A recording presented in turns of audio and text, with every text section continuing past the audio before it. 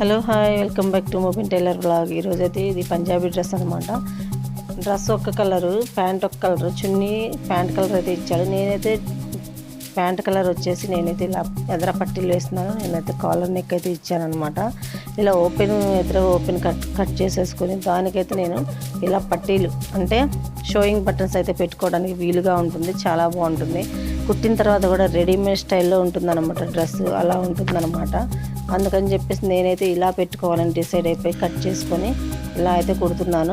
Front ఒక అంగుళన్నర పట్టీ మొక్క తీసేసుకొని ఇలా అయితే స్టిచ్ చేసుకోవాలి. వీడియోలో చూపిస్తున్నట్టు చూసారు కదా. ఒక సైడ్ అయితే అంటించుకున్నాను అనమాట. అంటించుకొని దాన్ని అయితే క్రాస్గా కొంచెం చిన్న కటింగ్ అయితే ఇచ్చాను అనమాట. చూస్తున్నారు కదా వీడియోలో ఎలా అయితే చూపిస్తున్నానో అలా మీరు కూడా చేయాల్సి ఉంటుంది. చూసారు కదా. ఒకవైపు అయితే నేను ఇలా సన్నగా మడత పెట్టి గీరుతున్నాను అనమాట. అలా అయితే కుట్టైనా వేసుకోవచ్చు. మీరు గీరితే స్టిఫ్గా ఉంటే అలా అయినా వేసుకోవచ్చు. ఇలా అయితే చూపించినట్టుగా చూసారు కదా. ఇలా అయితే మనం ఒక పై కుట్టు అయితే వేసుకోవాల్సి ఉంటుంది. ఇలా పై కుట్టు అంటే ఖర్చు మీదే ఉండాలన్నమాట. గోరంచు అంటే గోటు మీద వేసుకోవాలి.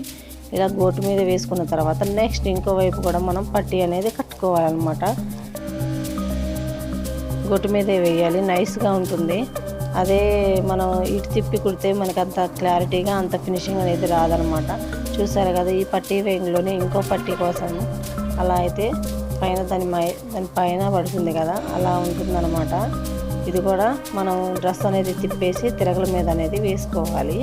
ఇలా తిరగల మీద వేసుకున్న తర్వాత ఇది కూడా లాస్ట్కి వచ్చిన తర్వాత మనం కొంచెం బారు కోసం ఎక్స్ట్రా కట్ చేసుకోవాలన్నమాట. ఇలా అయితే ఎక్స్ట్రా కట్ చేసుకోవాలి.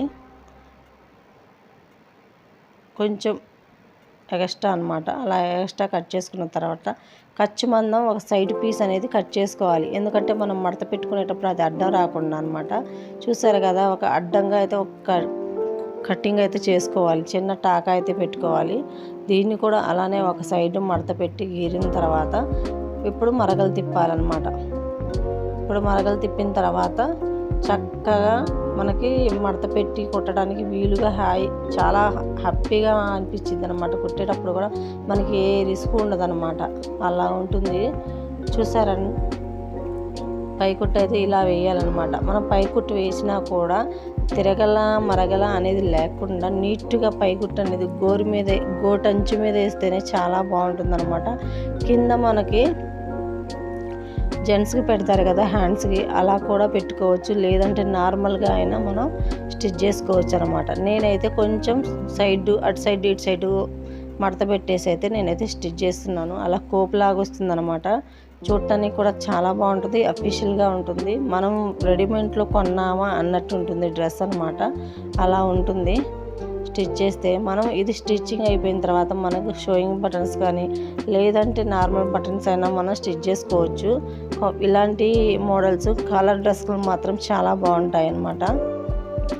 కాలర్ డ్రెస్సులకి నార్మల్ డ్రెస్సులకి అయితే బాగుంటాయి.